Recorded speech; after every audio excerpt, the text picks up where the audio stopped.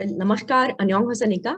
This is Sonu Trivedi, Director of the Swami Vivekanand Cultural Center at the Embassy of India in Seoul, with you all today at the 7th session of the workshop on Facets of India-Republic of Korea Partnership, organized by the Embassy of India in association with various Indian and Korean institutions. Beginning from day one, we've had some very interesting sessions by a host of globally renowned experts from India and Republic of Korea who shared their views on themes related to foreign policy, economic, social, and cultural issues, along with emerging areas like the renewable energy, artificial intelligence policies in India and Republic of Korea, startups, unicorns, and decacons. And today, we are amidst you to discuss about experiences in the United Nations peacekeeping operations and plausible areas of convergences between India and Republic of Korea. To discuss this very important theme, particularly of relevance in recent times, we have with us today a very distinguished panel, Professor UNPKO Lim from Korea National Defense University, General A.K. Bardulai, a distinguished fellow from USI New Delhi, General P.K. Goswami, who is the Deputy Director from USI. From our Embassy of India, Seoul, we have Colonel Rakesh Kumar Misra, along with the presence of Her Excellency Shri Priya Ranganathan, Ambassador of India to Republic of Korea. Friends, we are also extremely privileged to have partnered with the United Service Institutions of India and Korea National Defense University from Republic of Korea for organizing this session. And before we move forward, let me call upon Ambassador of India, Her Excellency Shri Priya Ranganathan, for her remarks. Over to you, ma'am. Thank you so much, Sonu. Professor UNPKO Lim of KNDU, Major General Bardulai, Distinguished Fellow of USI, Major General P.K. Goswami, Deputy Director of USI, my colleagues from the Embassy, all our participants in today's session. I'm so glad to be joining you today at this very topical session on India ROK potential cooperation within the framework of UN peacekeeping operations. At the outset, let me thank both the USI and the KNDU for agreeing to partner with the Embassy and the Cultural Center at this session of our fortnight-long workshop. Friends, as defined by the United Nations, peacekeeping is a unique global partnership that brings together the UN institutions along with troop and police contributors and host governments in a combined effort to maintain international peace and security. Its strength lies in the legitimacy of the UN Charter and in the wide range of contributing countries that participate in and provide the precious national resources to this cause. We have generally observed that multidimensional peacekeeping operations are called upon not only to maintain peace and security, but also to facilitate political processes, protect the rights of civilians, assist in disarmament, demobilization, and reintegration of former combatants, support the organization of elections, protect and promote human rights, and assist in restoring the rule of law.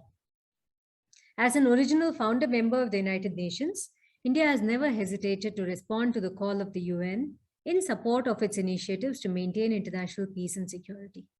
In fact, it was in the context of such a call that in 1950, soon after we attained our own independence, we were able to send our own troops to support the UN forces during the Korean War on the Korean Peninsula. The Republic of Korea too has been an active member of the UN peacekeeping UN peacekeeping operations ever since its formal entry into the UN on the 17th of September 1991.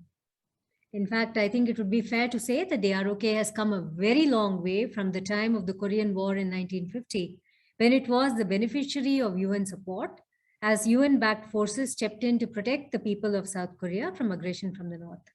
Today, the ROK is a proud contributor to UN peacekeeping operations around the world. It has regiments stationed in Lebanon and Sudan, and has stationed military observers in other UN operations too. India too has a huge contributor to UNPKO worldwide, is the biggest troop contributing nation, and has been a consistent supporter to UN-led initiatives ever since our independence. Just alluding once again to India's contribution during the Korean War, when India was one of the UN sending states, members of 6 Indian Army units actually served on the Korean Peninsula in support of the UN. We have paid tribute to the contributions of Korean War veterans through the creation of the India-Korea Friendship Park in New Delhi, which was inaugurated by our 2 defense ministers in March 2021. In the context of UN peacekeeping operations, our armed forces have gained immense experience over the decades. There is a great deal that we can share with each other based on this experience, especially given the strong ties of trust and friendship that have been built up in the recent past. I understand that Indian and Korean troops have served together on some peacekeeping missions in the past, and I'm sure that there will be many more such opportunities in the future. I believe that some of the ideas that will emerge from today's session will be factored into our bilateral discussions at the upcoming UNPKO Ministerial Summit that is being hosted by ROK in December 2021, where there will be an opportunity for our political leaders to meet and discuss once again. With that, I would like to extend my very good wishes for a very constructive and fruitful deliberation at the upcoming session of the workshop. Thank you all so much. Thank you, ma'am, for your remarks and initiating this very important discussion. And now, without much ado, may I now request General P.K. Goswami, who is the Deputy Director at USI New Delhi, to preside over the session and carry forward the proceedings. General Goswami, floor is all yours. Excellencies, dignitaries, esteemed speakers, friends from Republic of Korea and other countries. Namaste to everyone from India. My deep gratitude to Ambassador Ranganathan and the Embassy of India, Seoul, for inviting United Service Institution of India, New Delhi, to partner the second online academic workshop on the facets of India-Republic of Korea partnership. This is in continuation of celebration of India at the rate of 75 event. As you may be well aware, USI is the oldest think tank of India. It was established in 1870. I'm also thankful for giving me an opportunity to personally participate in today's event on experiences in the UN peacekeeping operations and plausible areas of convergence between India and Republic of Korea.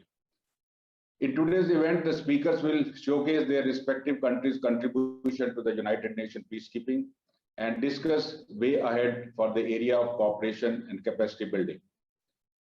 Ladies and gentlemen, since ancient time, as per the Indian ethnic, social, cultural, and religious ethos, we always prayed for the world peace and emphasize support to the people in distress.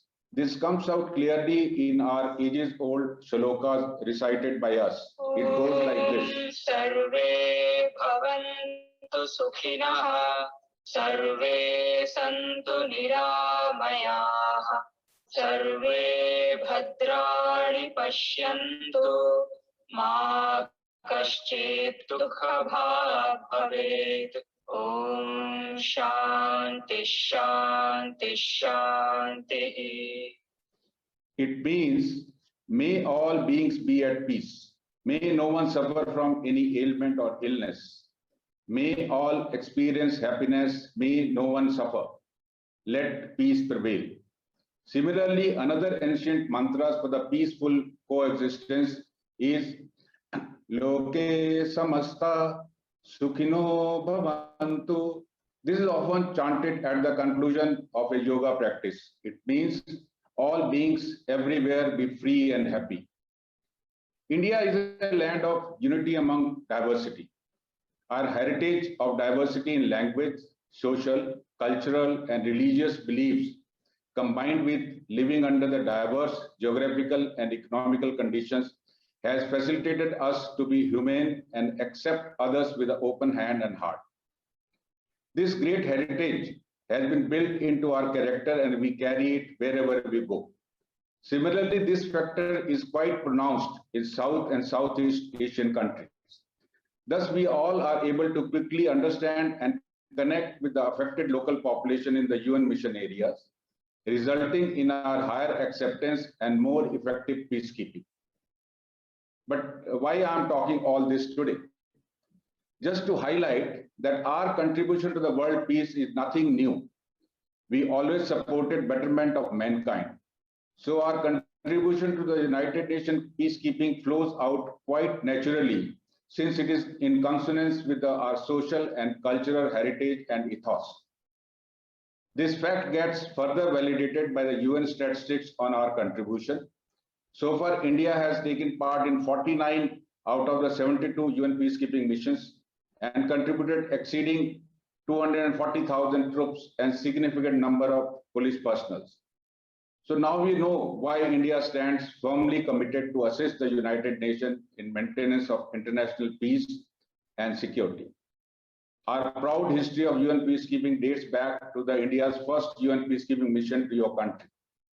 Indian 60 para field ambulance arrived in Korea on 20th November 1950 to facilitate withdrawal of sick and wounded. They treated approximately 225,000 casualties and were nicknamed Maroon Angels due to the color of their headgear. Subsequently, the Lieutenant General Thimaiya chaired the 5-member Natural Nation Repatriation Commission, and Indian custodian force comprising of a brigade headquarters and 520 battalions under General Thorat supervised the process of repatriation that followed after that. Subsequently, India also served on the chair of 3 international commissions for supervision and control of Vietnam, Cambodia, and Laos, established by the 1954 Geneva Accord on Indochina. Acknowledging the performance of and wide acceptance of Indian peacekeepers, UN entrusted many more armed forces for subsequent missions all over the world. India has also the honor of having 70 force commanders, 2 divisional commanders, and 7 deputy force commanders so far, besides 2 military advisors, 1 women police advisor, and 1 deputy military advisor to Secretary General of United Nations. India has a long tradition of sending women to as a military observer and staff officers, apart from forming part of the medical unit. In the world, the first all-women contingent of peacekeeping mission, a formed police unit, was deployed by India in 2007 in the Liberia, which earned creditable goodwill. And in the words of the Liberian President Ellen Serrer at the time of de-induction of unit in February 2016, I quote, "We see you all as a family.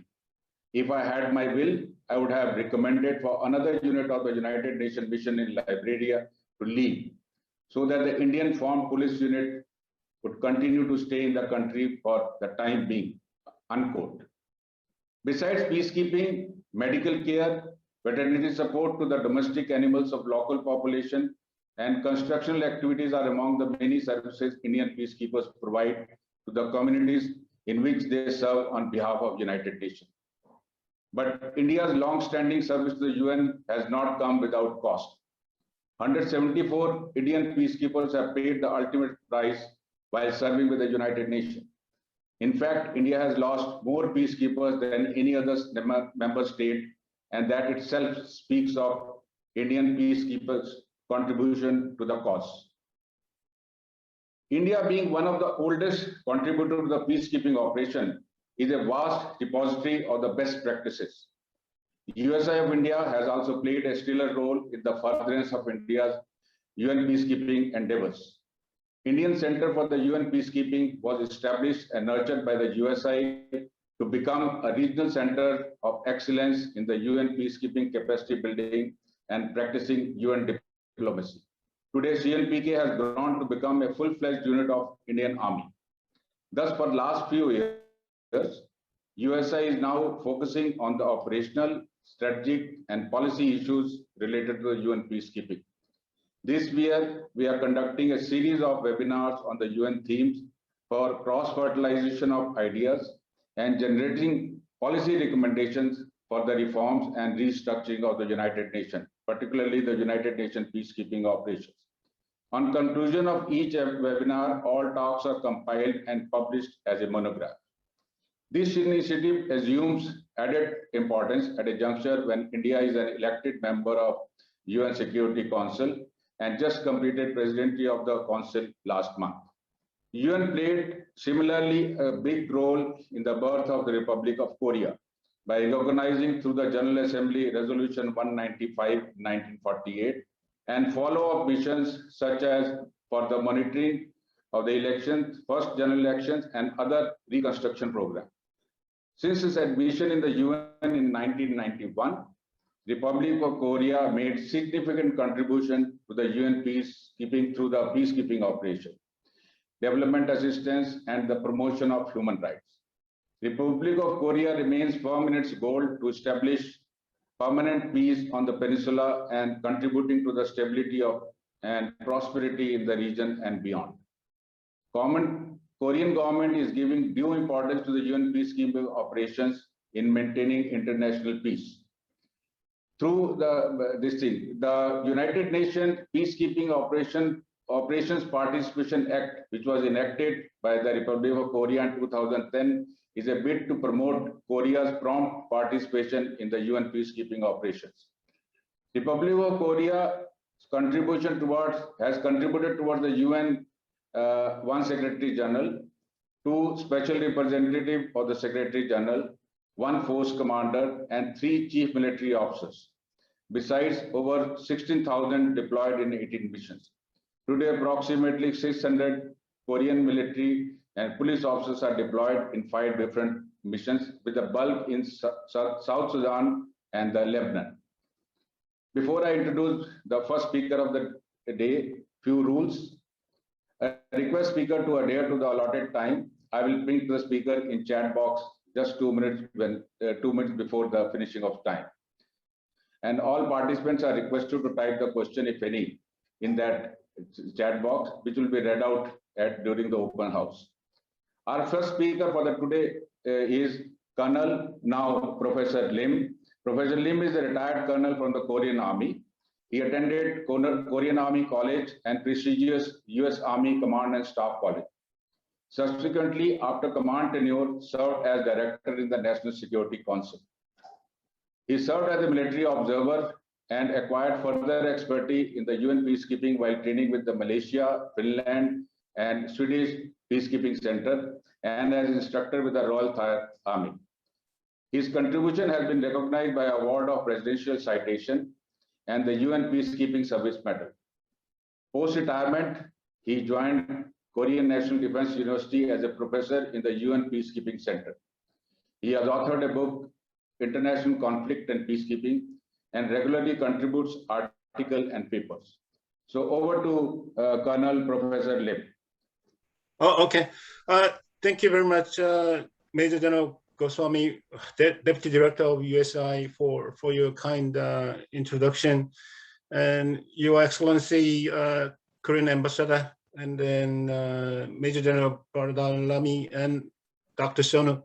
Thank you so much. It's great honor for me to participate this great workshop between 2 countries, and especially I have a individual relationship with India. When I was young captain, I deployed to India and Pakistan as a UN military observer, and spent 1 year there. So I know very well India, a great country. Nobody could deny the one of the biggest democratic country in the world. And secondly, most Korean people do know that the great poem Tagore, who wrote the Lamp of the East, and then obviously the Gandhi, great leader as well as philosopher, a well-known figure in Korea. So once again, it's a great honor to be part of this workshop. When it comes to the peacekeeping operation, as you know, we joined the UN membership countries from 1991. We are far behind to India. You cannot even compare the experience between the 2 countries. As you know, India has been participating tremendously in peacekeeping operation, not only military, but also police recently. and then has a long history in terms of peacekeeping operation. So I think we have to learn a lot from your country. Anyhow, today's presentation briefly divided by two parts. The number one will be general overview of United Nations peacekeeping operation, and second part will be Korea's contribution to the United Nations. So I will share my slide. Obviously, there has been no single day without, unfortunately, war in our human history. And recently, more than 500,000 people die each year, and majority of civilians killed in contemporary conflict or deliberately targeted. That's the big issue in terms of peacekeeping operation. And as you know, we deploy usually to the fragile states which doesn't have the legitimate authority to make collective decisions, and inability to provide public service, and inability to interact with other states. And then most countries, which is fragile country, concentrate on African continent nowadays. So more than 70% of peacekeeping operation concentrated on this continent. And the success and failures in terms of United Nations peacekeeping operation, which was good, is unprecedented limitation imposed on right of status to go to war, and number of interstate and civil war has fallen since the end of Cold War. And secondly, we observed change nature of the conflict. So more actors get involved in internal and intrastate war, and more conflict within than between states. And we also observed the rise of terrorist group in African country, and organized crime group, weapon proliferations, and pandemics, such as well known the coronavirus, COVID-19 war. And then when United Nations established, we had only 53 states, but now we have 193, which means drastic shift in power between states and re-emergence of geopolitical tensions. So I will skip this one because the League of Nations, which was established in before the United Nations, it is obviously failed. And then the world community, international community, tried to make another organization to keep peace and security in the world. And obviously, United Nations was established in 1945. And then the foundation of current rule based upon the international order is United Nations Charter. And then now turn to peacekeeping operation. We rushed into the Middle East in 1950, and then 1960 to the South America, and then Africa and South Africa, and then all the way back to the African continent.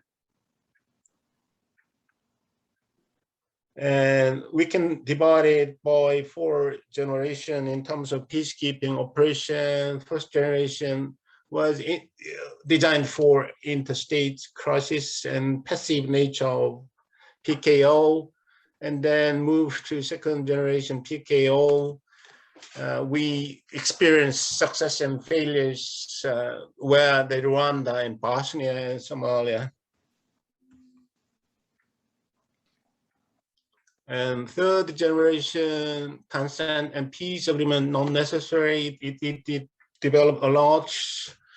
And fourth generation elevated permission to use force and more focus on civilian tasks. So I can say set the agenda in important issues. On the other hand, failure to respond to large-scale atrocities and erosion of treaty, notably in arms control. So UN has unique strengths as a forum, but is weak as a decision-making and implementing body. That's the limitation. And then the number one critical issue is enforcement, act of aggression, breach of the peace, and threat to peace.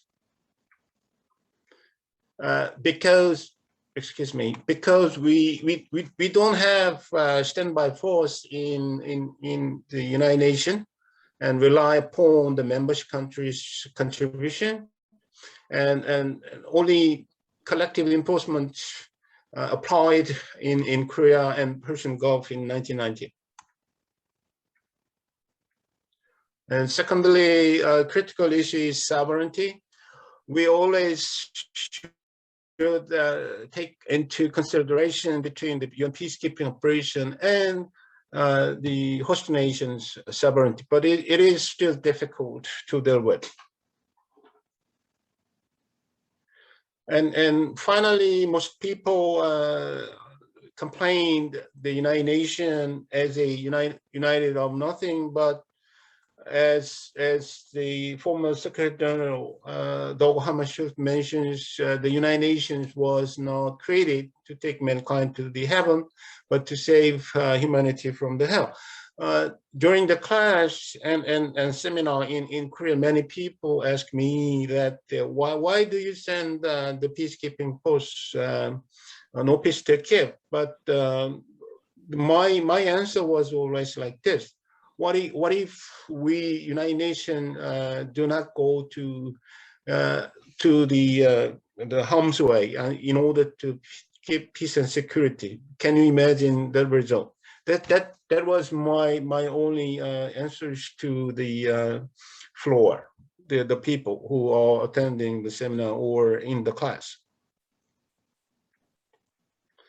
And then, as you know, a lot of changes in peacekeeping operation. It was tremendously changes compared to my experience in 1996. Nowadays, in my first experience in 1996 in India and Pakistan. Nowadays in South Sudan and Lebanon and many other places, you cannot imagine how much they changed it in terms of characteristic of peacekeeping operation.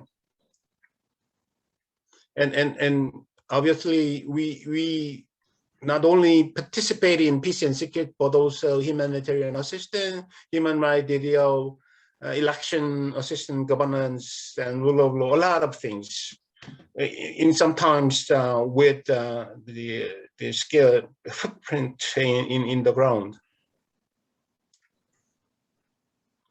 And modern conflict, unconventional threat, and sectarian and tribal violence, conflict-driven sexual violence, and displacement.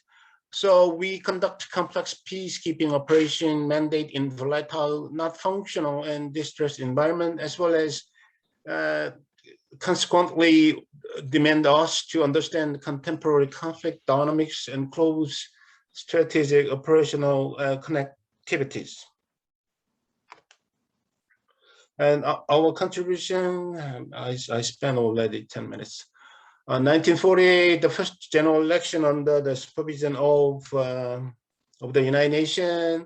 We have a lot of close relationship with the United Nations and three resolution issues during the Korean War in 1950. I will skip it because of time. You can read it after this. And then joined the United Nations membership because at the time the two Koreas simultaneously admitted to the United Nations, as you know, in 1991.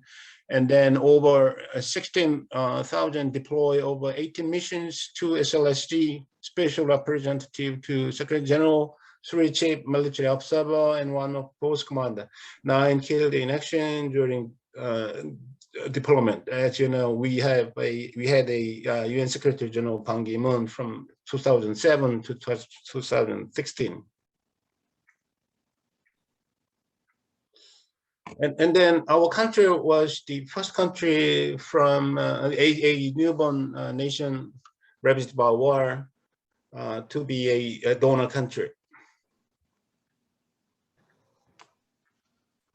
And overseas deployments, just report to the slide.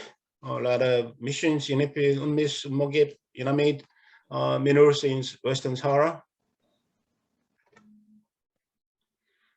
And in conclusion, deployed UN peacekeeping operation as well as multinational forces mainly participated in peace-building activities to bring more sustainable peace, and are able to take part in initial phase of robust peacekeeping operation. I will explain next slide. We contribute 5 countries, and then UNIFIL deployed 2007, UNMISS deployed to Bora since 2013, the engineer unit, and 11th financial contributing country. And then the Korean was one of the foremost meeting hosts from international community in order to keep peace and security and consolidate relation with the membership countries as well as host nation, and peacekeepers proved their loyal commitment to the international community with the selfless devotion to the duty. And then our strength, human resource, obviously, and share the sympathy with the people under the internal conflict, because we are still divided by 2 countries. On the other hand, weakness, negative domestic sentiments, that's the main reason that we are not able to participate in robust peacekeeping operation. And also limited available troops, and opportunity means possibility to increase contribution under the changing security environment, and if possible, flexibility in deployment following inter-Korean relationships, but nobody can anticipate this situation. Threat, like India, we are having existing threat from the north. So all things comes together when it comes to peacekeeping operation, but I believe that we can expand our operations as a smart enabler and balancing from passive role to active in peace and security activities, and balancing the 3 roles enable us consolidate relationship with membership countries.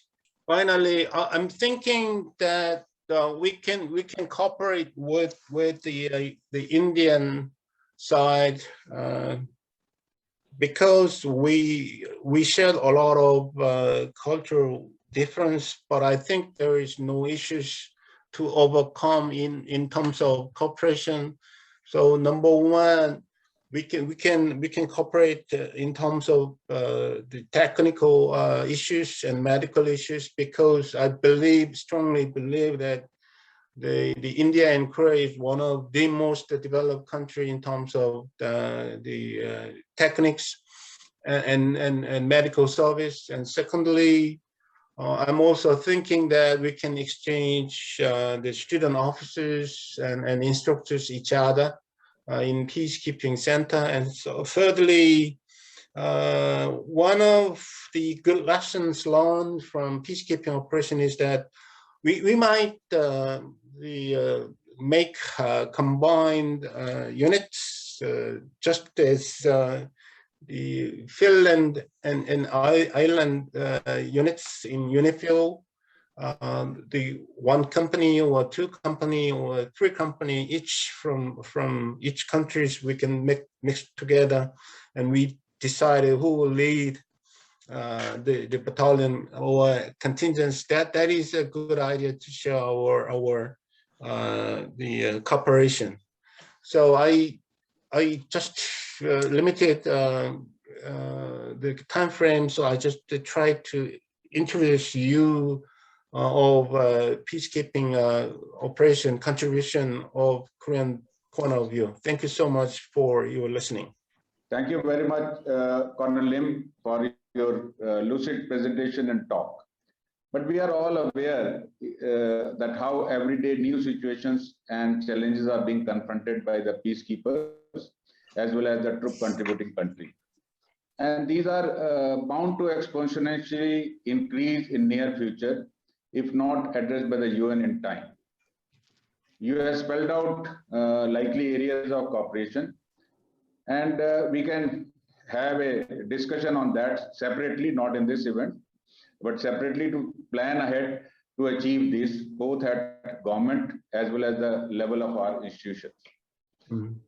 Gentlemen, our second speaker for the day is Major General Dr. A.K. Bardalai. General Bardalai is a distinguished fellow USI and an Indian Army veteran. He held various assignments in interstate conflict zones within the country and outside, that is in Sri Lanka. He has drawn rich UN experience from his earlier assignments as the UN military observer in Angola and research fellow on the UN peacekeeping with the United Service Institution of India, New Delhi, and authored a book, UN Peacekeeping, Changing Security Scenario, Its Implication for the UN Peacekeeping. He was also a deputy head of mission and deputy force commander in Lebanon. Later, he was the commandant of Indian military training team in Bhutan. Post-retirement, he remains actively engaged with the peacekeeping organizations in India and abroad. He regularly contributes articles, papers on the UN peace operations. He was very recently awarded doctorate by the Tilburg University of Netherlands for his thesis on the UN peace operations. So over to Major General Dr. A.K. Bardalai. Thank you, General Goswami, Ambassador, Colonel Rakesh, Dr. Trivedi, and my fellow participant. Thank you once again for giving me this platform to share my experience. Now, a bilateral relationship between South Korea and India is grounded in the history of the both nations' common interest. For me to state this again would be a repetition. Therefore, in my talk today, I will restrict myself to the three key areas. That is the cooperation between South Korea and India in the field of peacekeeping as part of the diverse peacekeeping force, implications of ambiguity in UN norms for peace operations. Finally, I would like to make few suggestions to enhance the cooperations and effectiveness of peace operations between South Korea and Indian peacekeeping contingents. Now, India is a diverse nation with a more 1.3 billion population coming from diverse societies staying in a diverse geography.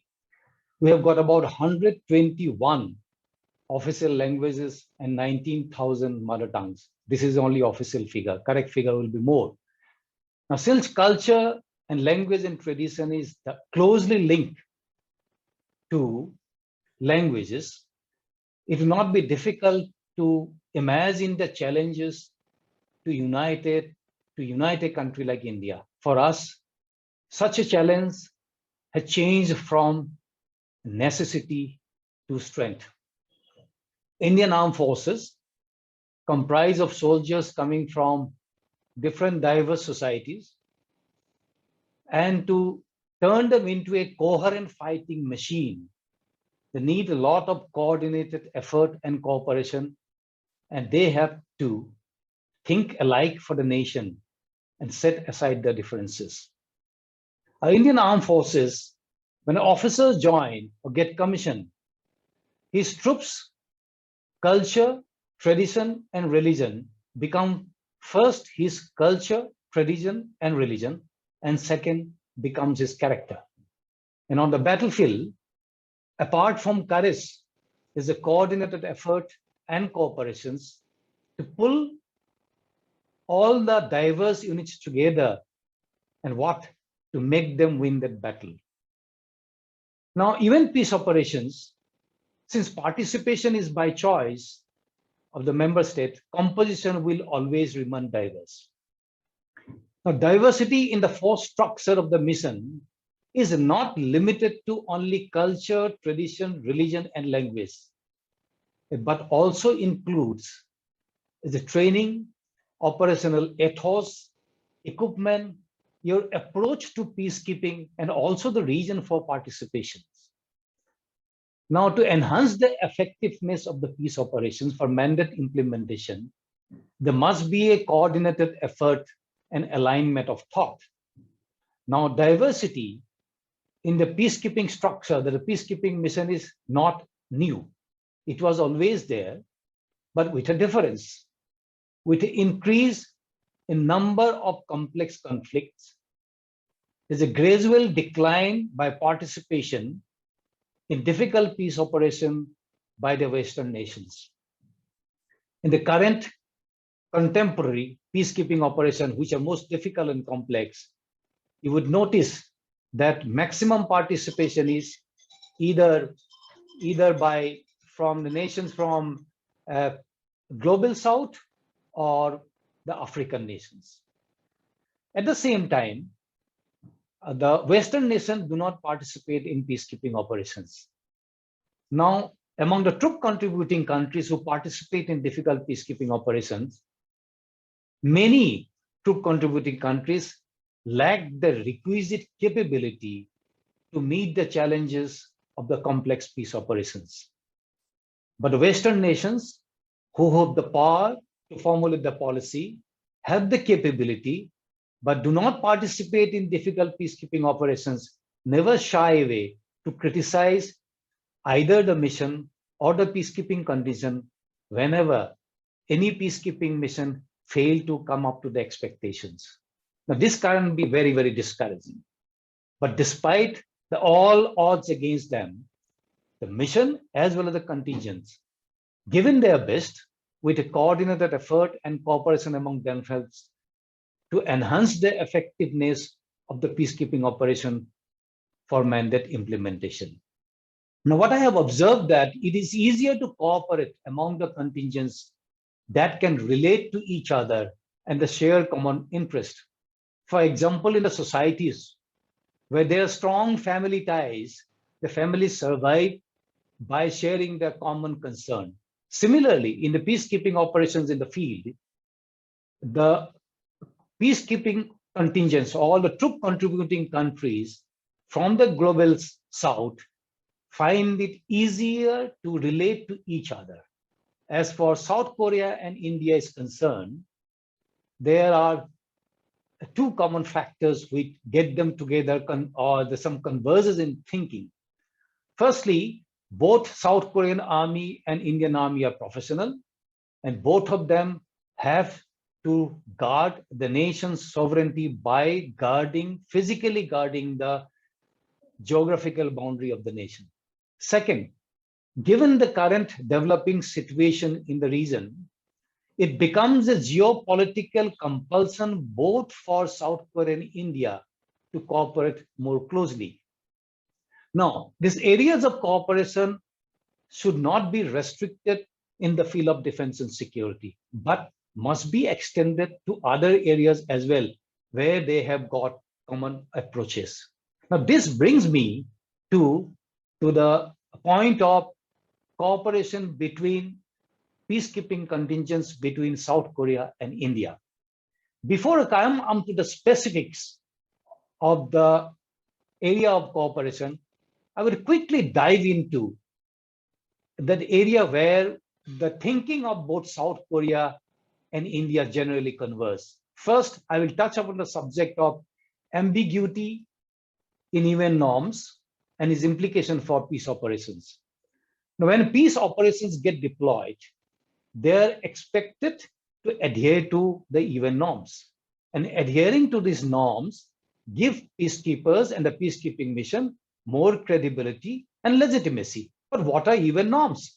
One scholar described UN norms as the collective expectations for the proper behavior by an actor of the given identity. The scholarly definition of any subject can be very confusing and puzzling. So rather than splitting hair, I would like to deconstruct it and put in a simpler words, saying that essentially this means nothing else except that expectation from the peacekeepers to behave with most appropriate way and with fairness. Now, the list of the UN norms are not finite. This can range anything from adhering to the 3 cardinal principles of peacekeeping operations, that is consent, impartiality, and use of minimum force, and good conduct and military discipline, respect to gender, respect to human rights, etc. Now, when you look at these UN norms, barring from the principles of peacekeeping, by and large, these UN norms are quite clear-cut. But when it comes to the adhering to the principles of peacekeeping, there's a huge gap between the rhetoric and its practices. As a result, interpretation of the principles of peacekeeping get contested with the impact on the outcome of the peacekeeping operation. There has been, however, a forced shift in the practices of the UN norm because of circumstances. But to say that all practices that followed by the peacekeepers are adhering to the principles or the norms in letter and spirit would be something like glossing over the contestation by the peacekeepers. Now, as you would have noticed from the past and present peacekeeping operations, there's an inherent ambiguity in the UN norms, more so to special reference to peacekeeping principles. In principle, these norms get wider support amongst the member states. They are good at being part of the concept and as a rhetoric for the politicians in their public discourse. But the ambiguity in the peacekeeping principles, the way they're interpreted, are often used by the troop contributing countries to cover the lack of will when it comes to mandate implementations. They will continue to, while this is accepted in general as a principle, and many a times it has been seen, many troop contributing countries use this ambiguity to calculate the risk associated with adhering to this principle. Now I'll come to the specific recommendations of the area of cooperation between South Korea and Indian contingents. I will cover this in 3 levels: strategic level, the operational level. When I say operational level, at the mission level in the field, at the national level. I do this from my personal experience of serving with some of the finest peacekeepers from South Korea in Lebanon from March 2008 to March 2010. Now, it is unlikely that the trend of participation, or I would say, Western nations shying away from participating in difficult peacekeeping operations and the power politics within the P5 in the Security Council is going to change anytime soon. So therefore, participation by the Global South continue to top the list of the participating country for quite some time. At the same time, since Western nations do not participate in peacekeeping operation, difficult peacekeeping operation, they should not be allowed to impose their approach to peace operation on those who put their peacekeepers' lives at stake. Today, you would notice most of the peacekeeping headquarters, peacekeeping missions headquarters are organized in the line of the NATO headquarters. And as and when the peacekeepers from the NATO member states come to participate in any peacekeeping operation, they bring along with them a NATO culture of peacekeeping. This rarely works. Therefore, the South Korea and India should use the combined voice to flag important issues which there is a common interest for both the nation at the Security Council. To do this, obviously, I understand correct inputs would have to come from the field, from the peacekeepers who have the boots on ground. Now I come to the operational level. Now there are many areas at the operational level where we can cooperate, that is South Korean and Indian contingents. Some of the suggestion has been made by Professor and Colonel Lim. I will try to give something else, but come on, 1 or 0.2 can be combined, of course. First is the practice of the adhering to peacekeeping principle. As mentioned earlier, that about the ambiguity in adhering to the UN norms, more specifically to the principles of peacekeeping, continue to be contested with the consequent effect on the outcome of the peacekeeping operations. Therefore, in order to remove any scope of the misinterpretations and their adverse effect on the peacekeeping performance, this is a subject and a topic which can be discussed by the contingent of the peacekeeping contingents of both South Korea and India, even in the deployment mission area. Now, it's my observation that both South Korea and India believe that the center of gravity for a successful peace operation lies with the population of the host nation. What remains thereafter, and it depends, is that how will you communicate to the population of the host nation? Both South Korea and India may have their own unique and different areas or ideas, method of strategically communicate to the population of the host nation. But since our goal is common, I think we can share each other's experiences, and it could be a good learning point for not only for both the contingents and the nations, but also the UN peace operations as a whole. Now, to ward off any threat to the peacekeepers, it is very important that we adopt in field adequate force protection measures. Now, this can be whether when we undertake operational activities moving out of the base or while remaining inside the base. And while undertaking the operational activities, the way the peacekeepers behave, the way they attire themselves, something like the way the way they geared up with the full battle load, the way the kind of vehicle they use, the way what speed they drive, driving through small lanes in populated areas could be considered as very intrusive and arrogant by the host nations. At the same time, this is also necessary that we must adopt a minimum posture while outside and including while remaining inside the bases. Now, I think our ideas, that is our ideas, when I mean that ideas of the South Korean and Indian contingent in the field converse.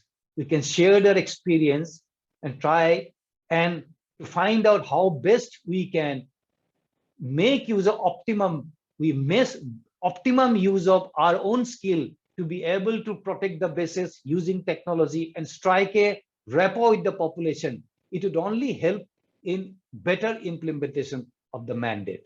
My fourth point and the last point is, of course, information sharing. Now, availability of the information is an asset to all military operations. Even in a peace operations, when peacekeepers are out in field doing their operational duties, we collect the host of information.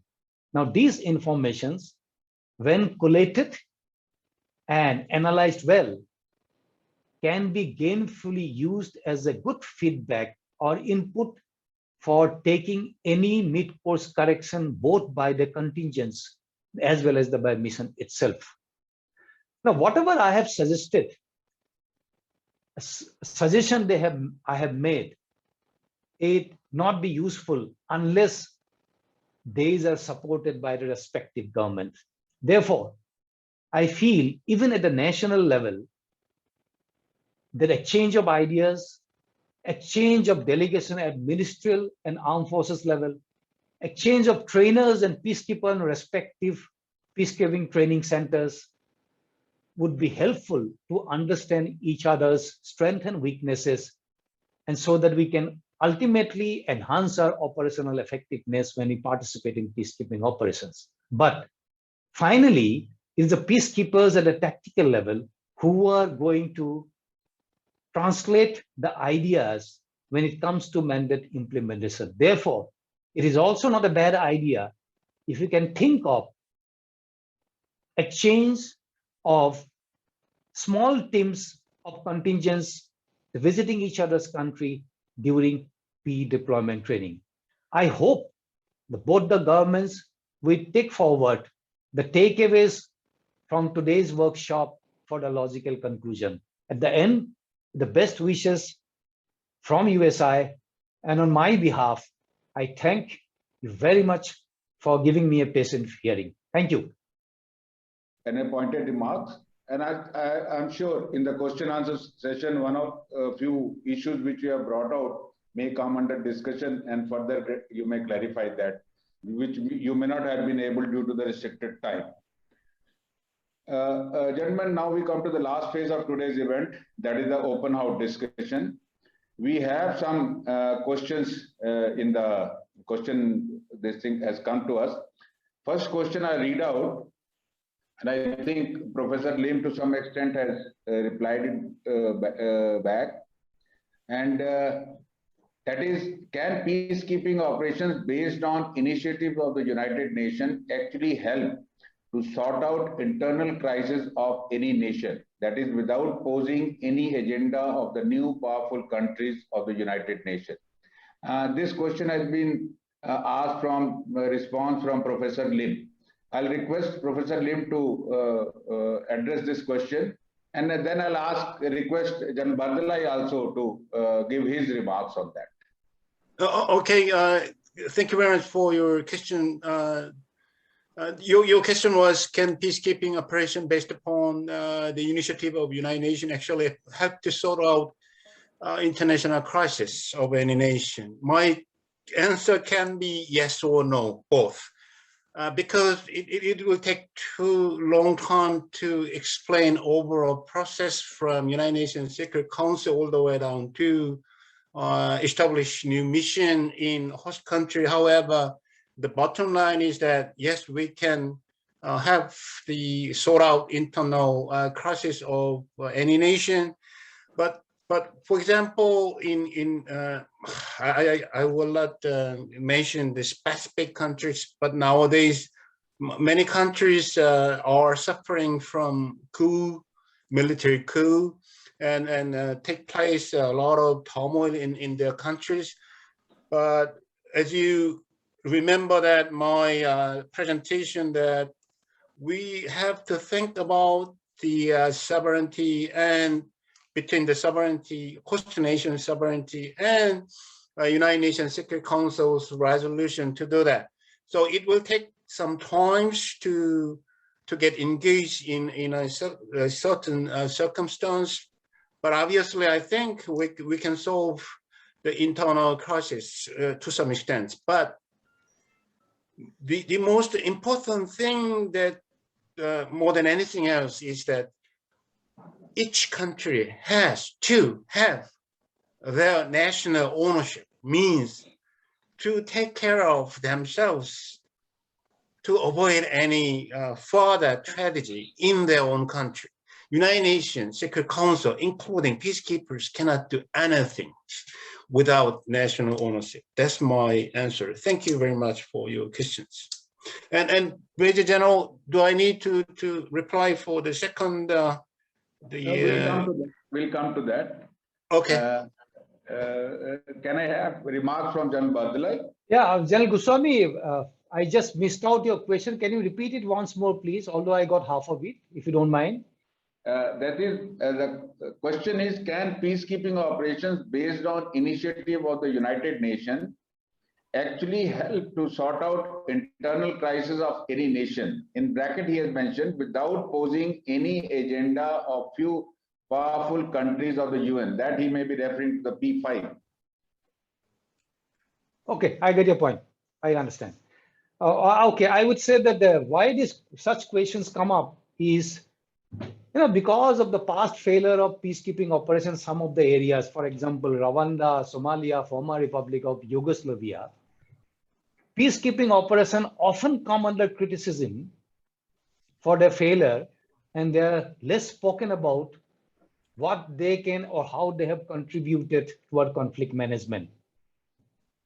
And some of the critiques forever ready to find that what peacekeeping have not been able to do it. Anyway, second part is that peacekeeping is a political tool. And before the peacekeeping missions get deployed, I don't want to go into detail. A lot of agreement, negotiation, discussion would have taken place, and most of the time that a peacekeeping agreement takes place. That having said that, but finally, the question is that whether a peace operation when get deployed, they can solve the internal crisis or not. I will answer it very indirectly. I would say the very recent study to counter the critiques of the peacekeeping operations, about 2 years old studies made by 3 renowned authors, the Liz Howard, Barbara Walter, and Fortna. They have undertaken research of the number of 70 odd peacekeeping operations, and they have concluded and proved that the effectiveness of the peacekeeping operations and that they have been successful in the reducing bloodshed.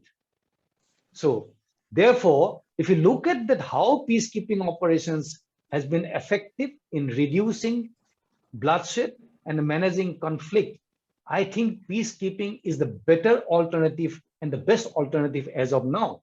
And then you may like to ask a question, wherever the conflict is taking place, any country, what if the peacekeeping operation is not there? Let's take the example of South Sudan, DRC, Mali, or UNIFIL. And I think peacekeeping operations have been able to contribute to bring in, I would not say positive peace and negative peace. Thank you. Thank you, General Bardalai.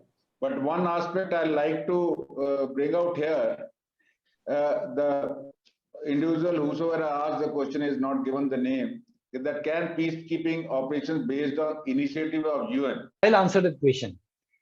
You like it or not, the way the peacekeeping missions get formulated and get deployed have to be approved at the Security Council, and it have to be accepted by the permanent members, that is P5. And the way that mandate is formulated is called a pen holder system. Is a traditional method, not officially. One of the countries, mostly till now, it is USA, France, and England. They take the lead depending on their interest in the region to formulate the mandate. Once the draft mandate is formulated, they circulate to other 2 members. A lot of negotiation, bartering takes place, backdoor, then circulate to remaining 10 members.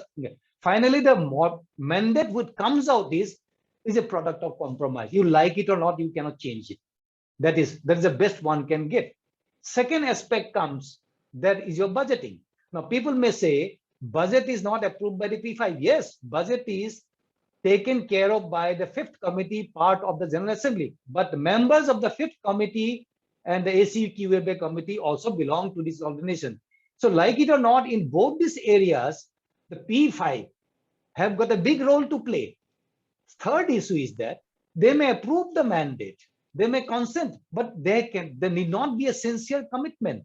Like in the case of Rwanda, what had happened? They have agreed, but the one pretext or the other, they kept delaying participation. So you like it or not, there would be always influence of the P5 members, and this is the best we can get. That is the reason why I am saying that the countries like South Korea and India, or the nations from the global south who participate more, that collectively they have to continue to raise this voice so they get more say in the mandate formulations. Today it is happening. For instance, China always used to be taking a back seat in mandate formulation. Suddenly China has taken a lead. Obviously, they have their own interests, economic interests, whether it's in Africa or the Middle East or anywhere else. Now they started calling the shots. They are claiming the leadership role. Only country remaining is Russia. Slowly, I'm sure the pen holder system will change in a matter of time. I am optimistic, but we have to continue to keep raising our voice. I hope I have answered that question. There's another question in the chat box which says that, is that possible in any way to raise voice of Global South or India or Republic of Korea, where veto power is hegemonized by others? So maybe one of the panelists, maybe Professor Lim or General Bardalai, one of you can take it up. General, you go first, please. Okay, I think, already partially answered this question. It is possible. You know, there should be a collective response. We have to collectively raise this voice. There is a committee C34 also in the peacekeeping reform in the UN. When everybody, like for instance, I'll tell you, I am going back in time before Somalia.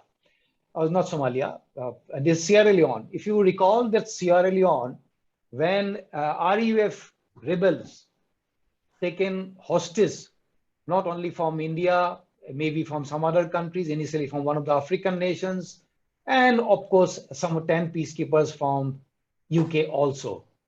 Till then, we have been suggesting that all alongside that, you decide on certain things, we don't even know the people who participate, what is being decided for us. So after then, continuously raising the voice, there is now every year, I think, regular feature, the troop contributing countries, I think the chief, military chief regularly participate in every year, even in a conference in even headquarters. I would say there's a positive step. And more we can keep raising it. Like this workshop, in the sense I had suggested in my recommendation, when collectively, not from my side, I will just speak and vanish. You know, if the government side, mere fact that embassy can take government side, keep raising, our embassy will take it. Maybe from India, someone will take it. And our ambassadors already highlighted, I think December going to have some conference. Similarly, Korea can do that. And more, I would say engagement must be there amongst the nations of the global South. That's only we can share. You know, many a times we know that what we want to, but unless we engage with each other, talk to each other, we do not even know how to raise our voice. It can be done, certainly. I think the excellent question to raise voice from global South, but I think we should not forget that according to the United Nations Charter, each country has a one vote per one country. What it means that we can interpret the United Nations ideal that all the countries are equal under the United Nations Charter. But the reality is not like that. But anyhow, as Major General said, as far as we agree upon assisting countries which is suffering from unstable situation in their own country, why not? In order to take care of the people in host nations. Thank you very much for your question.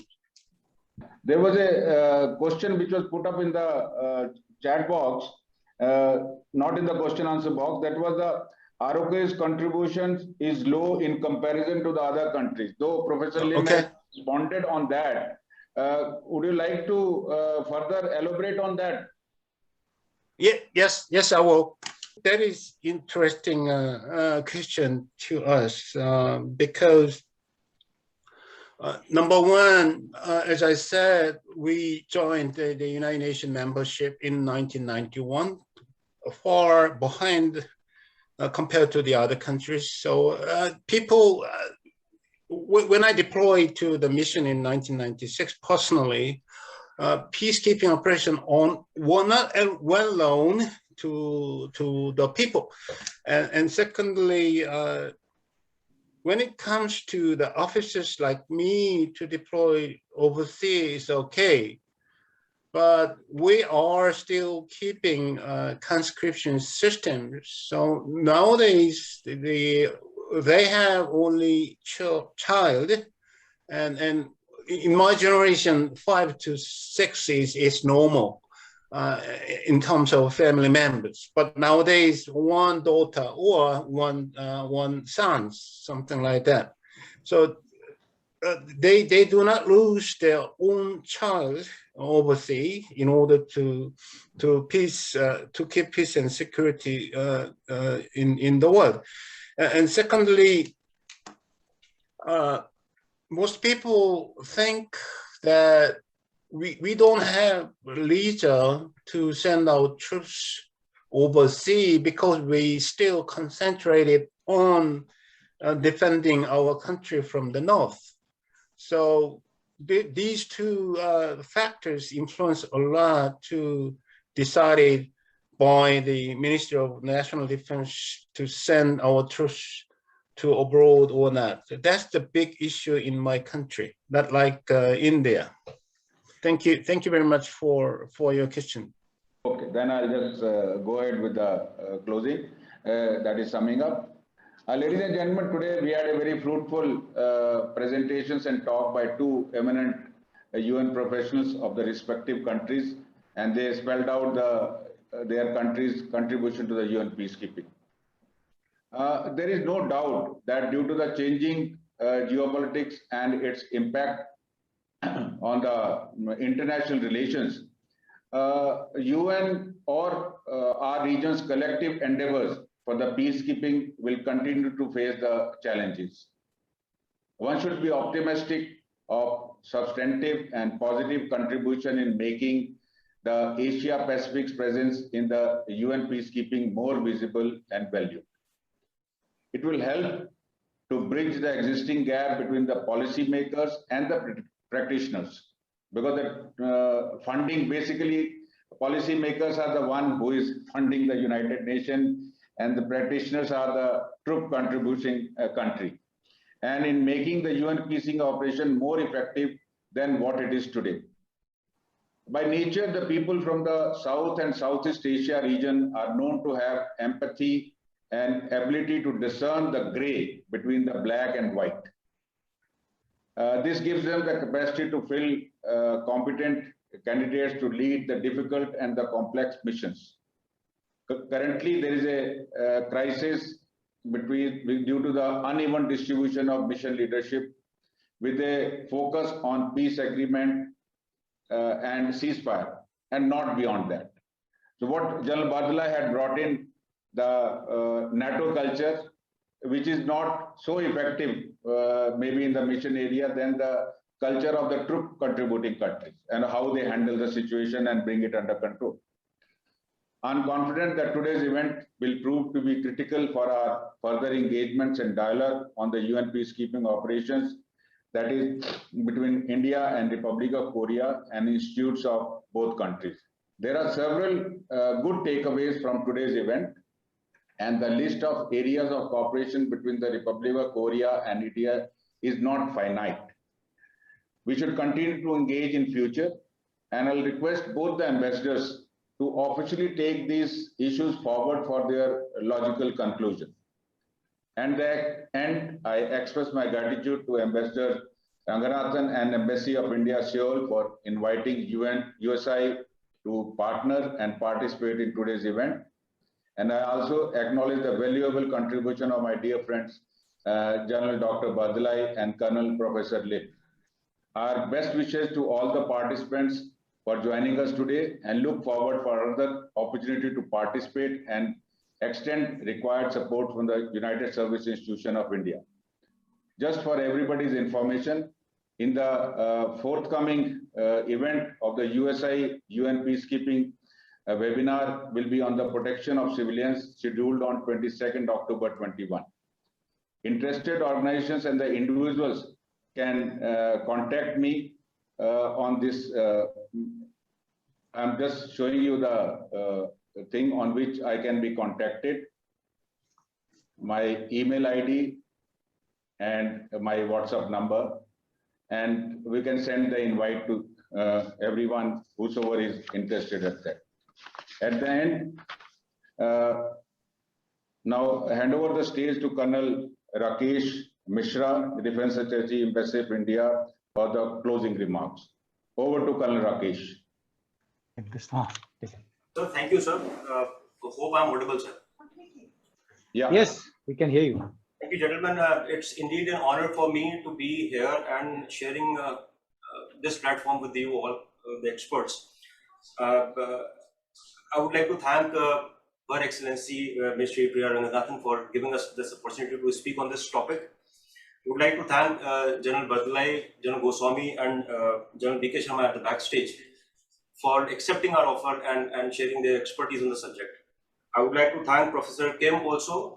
I met him personally and I'm aware and I'm a great admirer of his vision, his thought process, his clarity of thoughts. Definitely is inspiring to hear his views on the subject. Sir, today I was told to give a concluding remark. And very cautiously and very consciously, I can tell you, I'm not qualified to give a concluding remark after the expertise which I've heard. And thereafter, while you were speaking, I thought that I'll compile the subject, but again, that will be a waste of time. But definitely, the kind of views has been given by the experts that give me a lot of action points to follow up, and which definitely I'll be doing. It was a great opportunity for me to get the new perspective of entire thing. Because even I had some experience in UN peacekeeping operations, but my knowledge and my experience was absolutely tactical in nature. But today, what I heard, definitely it gives me a lot of input and a lot of action points to take it further ahead. And presently, I'm sitting in a position, I'm in a close proximity with the ambassador of India here. Definitely, there is a possibility, and there are certain opportunities which are coming up in the month of December. We can take this further ahead. I have compiled certain points which I would be highlighting, and before I go further ahead, I would like to congratulate Republic of Korea, because 4 days from now, that is 17th of September, they'll be completing 30 years of their journey with the United Nations. When they joined 30 years back, entire media covered the note, and I quote, they were saying they're just laying the stepping stone for reunification, and we can see a lot is happening in that direction. A few days back, President Moon Jae-in also announced that their joining to United Nations was actually normalization of abnormalities, and having attained industrialization and democratization, definitely they have gone far ahead. If we see the graph of Republic of Korea right from the beginning, because initially they were just the recipient of the assistance from United Nations, then they become observer, and presently they are one of the contributors and one of the enabler of United peacekeeping operations. So once again, my sincere wishes for this remarkable journey. Professor Kim spoke of the blurring line between political acts and organized criminality, and that increased the importance and role of United Nations along with the complexities involved in the same thing. Professor Kim gave a thorough analysis, short analysis of UN peacekeeping operations.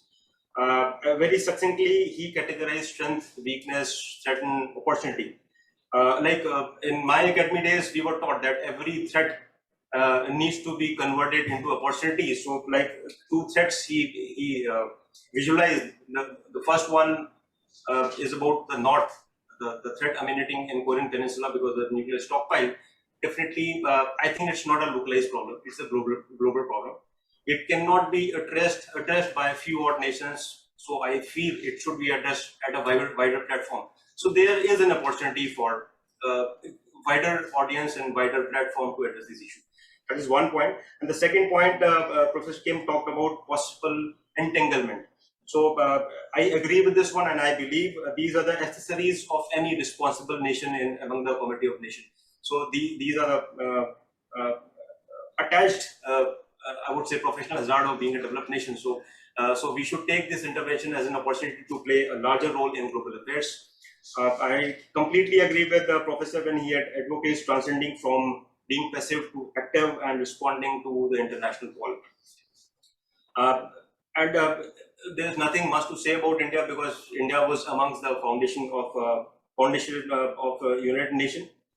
And right from the beginning, it is among the nation which is practicing UNPKO in practice as well as in principle. And one of the 2 greater advantage of India being the troop contributing nation is firstly is political will, because there is no contention issue involved with that. And constitutionally, there's no complication. It's not a complicated exercise. Secondly, India always has adequate manpower trained in UN peacekeeping operations. If I'm not correct, at any point of time, we have more than 2 brigade-sized group strength available, which can be deployed at any kind of operation and any kind of terrain and any kind of climate. So these are the opportunities which are available with India. General Badalai also spoke of complexities and ambiguities with United Nations norms and which is impacting the effectiveness of peacekeeping operations. He also mentioned that center of gravity of these operations lies with the local population of host nation. And all troop contributing countries, they are exercising these peacekeeping operations which are defined by policymakers. And there is a feeling at tactical level that there is some disconnect between the policymakers and the one who are executing these missions. Now, whenever, it's my personal take, whenever we plan these kind of operations, the voice of local population and troop contributing countries needs to be taken into consideration. Lastly, from both the speakers, or rather from all the 3 speakers, the way I had given, Professor Yoon said, the technical issues, India is good in medical facilities. We should have something like combined unit. That is a new point which personally I heard of, and definitely I think it should be taken ahead to a next level. But there's a possibility, there's a feasibility, because we have certain strength as far as Indian troops are concerned. Similarly, we have certain complementary strength which are available with ROK troops also. So there's a possibility this point can be taken ahead. About combined voice and feedback taken from troops contributing countries, that should be taken into account. So as of now, it is incumbent on me at a working level to take these points ahead so that further cooperation can be carried out. I just recommend, and possibly with your guidance and support, definitely I'll try to have some kind of formal agreement between 2 lead agencies of 2 countries, so that we have a formal agreement, so that if there's a feasibility, we may also formulate a joint task force which can draw out a roadmap for further cooperation. And this can definitely be a milestone in cooperation between India and ROKs. So this is a takeaway for me personally, and we'll definitely try and take it to next levels. Lastly, once again, I would like to thank Her Excellency Ms. Shri Priya Ranganathan for conceptualizing the entire concept, and all the 3 panelists for scaling the scope, giving out highlighting the complexities, and as well as giving us the way ahead for further cooperation. Thank you, and Kamsahamnida. Thank you, ma'am. Over to you. Thank you, Colonel Mishra, for summarizing this session. And once again, thanks to all the speakers. Formally, Colonel Mishra has already thanked them. But once again, to Major General Goswami for moderating the session so well, and to General A.K. Bardalai, also to Colonel Professor Lim for sharing your perspectives, and finally to all the live participants for your very interesting interventions. And I'm sure this was a very interactive and very interesting sessions. So friends, hope to see you all tomorrow once again. Thank you all. Kamsahamnida.